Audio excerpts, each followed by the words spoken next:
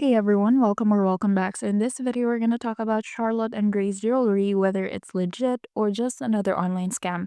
Quick disclaimer before we begin, everything in this video is based on publicly available information and personal opinion. Charlotte and Grace, which you can find at charlottegrace.de, offers trendy and aesthetic jewelry from dainty necklaces to stackable rings. The website looks clean and professional, and their branding is clearly aimed at a fashion-conscious audience. According to Scam Advisor, the site has an average to good trust score. Their algorithm checks for phishing signs, spam, malware, and other red flags, and Charlotte and Grace passed most of them.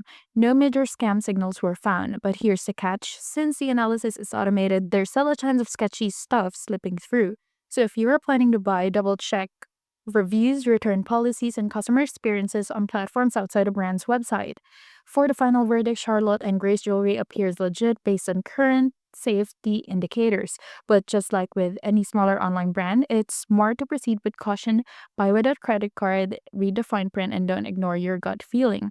Now, if you found this video helpful, don't forget to like and subscribe. Thank you for watching, and I will see you in the next one.